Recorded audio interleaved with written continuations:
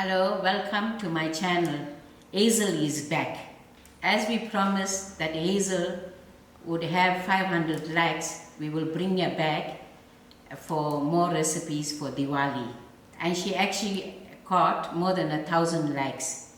So today she is here to show us some more recipes. Okay, now I'll hand you all to my favorite niece, Hazel. Thank you, Mosi. So today we're going to start off making Chana Magaj. For the Chana Magaj, I've got 500 grams of chana flour, 500 grams of icing sugar. I've sifted both of those. I've got a cup full of ground almonds, a cup of klim milk, 2 cups of ghee, and 2 teaspoons of elaichi powder, and a 1/4 cup of milk. So we're going to get started now. So I've got my pan on, so I've got quite a large pan. I've got it on very low heat. It's a non-stick pan and it's quite a thick base. So what I'm going to do is I'm going to add 2 tablespoons from the 2 cups of ghee. I'm going to melt that down. And to that I'm going to add the 1/4 cup of milk.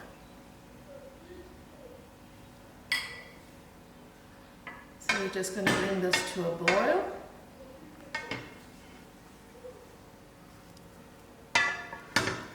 It doesn't have to be too hot, we just want it to mix together. So form an emulsion basically. Yeah. Okay, then I'm going to switch that off and I'm going to take this mixture and I'm going to pour it straight into the chana flour. Be ready with your chana flour in a mixing bowl so that you can get this process done all together. Okay. And here I'm just using a normal mixing spoon and I'm blending in the mixture of the milk and the ghee just to form breadcrumb mixture like consistency.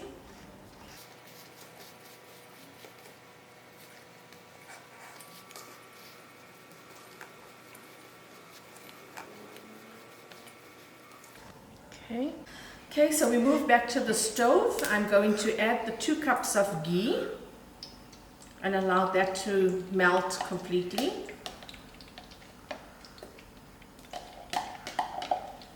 Okay, as you see that the ghee is melting, then you add your chana flour. You add all of it and you allow it to fry.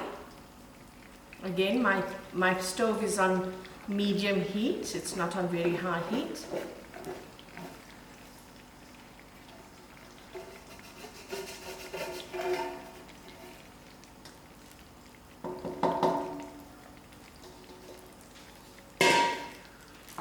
Then I'm going to use a spoon, a different spoon to the mixing spoon because this is more a cooking spoon. And I'm going to keep on mixing in this chana. And you will start to see that the chana is going to fry and bubble.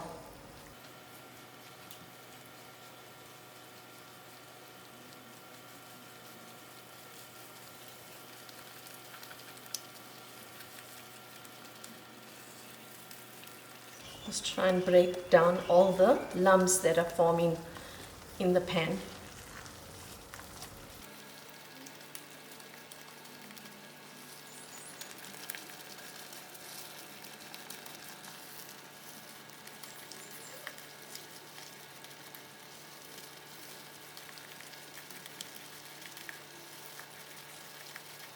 So we're going to cook this for about, I would say, 5 to 10 minutes.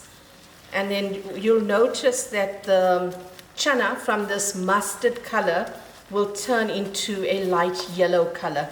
Then you will know that it is cooked. So as you can see how the chana is frying in the oil, and then you'll start to see that the color is changing, if you can notice that. Okay, we've been cooking for about 5 minutes now, and as you can see that the chana is frying quite nicely, and you can see that the color has changed on the chana. So you can see all the air bubbles and the increased volume in the pan. Okay. So now I'm going to switch the pan off. I'm going to let this set for like 2 minutes or so, and then I'm going to start with the next step. Just be wary that you don't burn the chana. And I took out the pan from the stove, and then I got ready with my cup of almonds. These are chopped almonds, and then all I do is I add the almonds to the mixture, and I allow this to cook into this chana flour braise.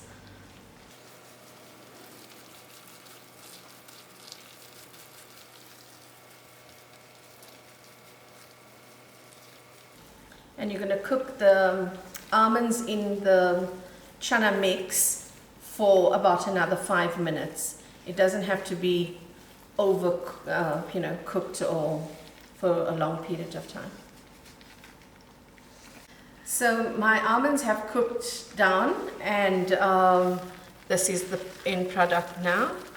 So what I'm going to do, the next step that I'm going to do is I'm going to take out this mix. I'm going to place it into a bowl. I'm going to allow it to cool, and then I'm going to add the klim milk, the icing sugar, and my elaichi powder. But it just needs to cool. If we add the icing sugar at this point, the icing sugar will become a little bit more watery in the mix, and your dough here will then be too liquidy. So you have to cool this down just a little bit, and then you can add the icing sugar, and then you can start molding. Okay, so I'm just going to put this into the bowl. Pan is very hot, so just be careful.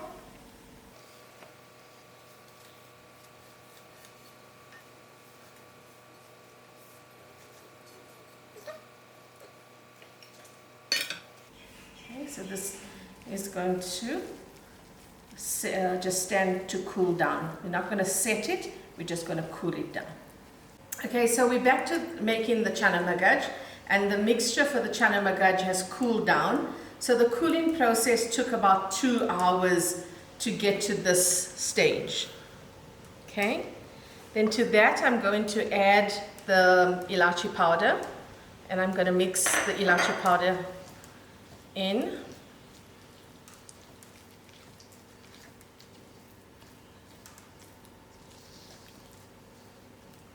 And then I'm going to add the cup of klim milk and mix that in again.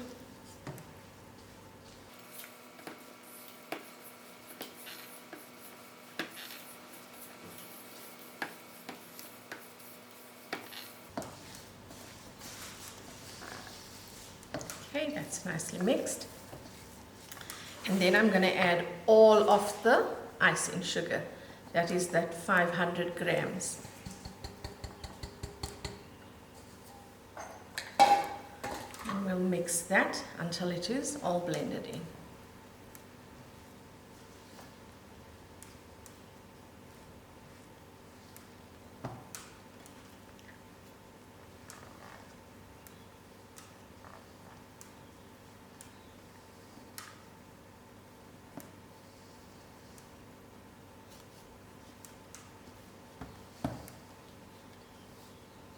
And as you see, the icing sugar is mixing in, and it's forming a hard paste. And the dough is actually becoming more set. Okay, I'm just going to move to using my hand. It works a whole lot better.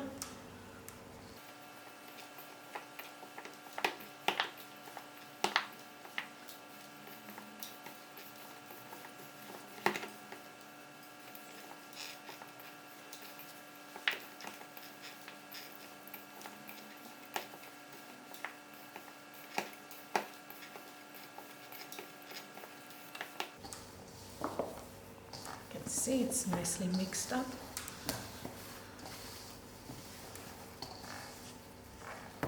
And just form it into a solid mix. And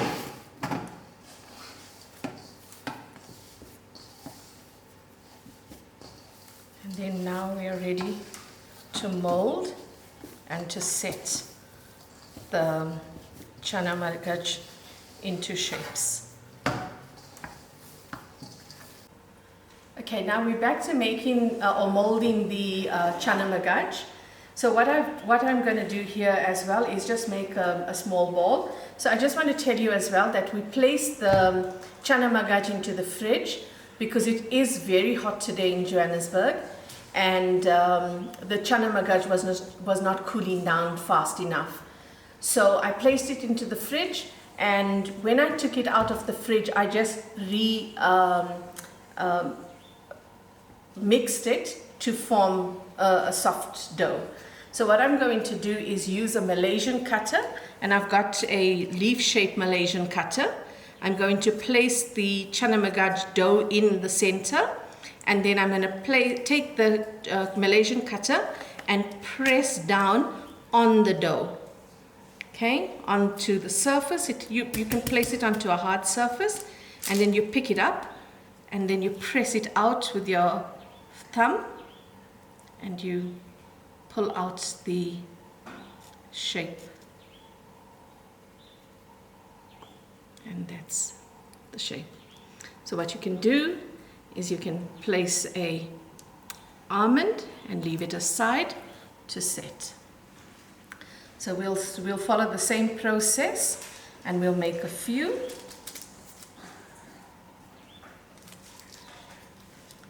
So we open up the Malaysian cutter, we take the dough, place it into the cookie cutter,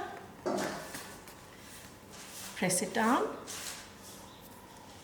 pick it up, and use your thumb to press it out, and just guide it out with your fingers. Shape is made again, and you place your almond, colored almond.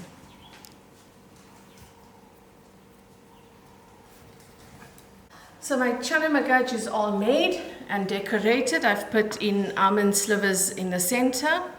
And yes, thank you very much. You can keep this also in the fridge to set further because they are still quite soft. And I normally make these as well at least a week in advance just to pace out my baking. Thank you very much for watching.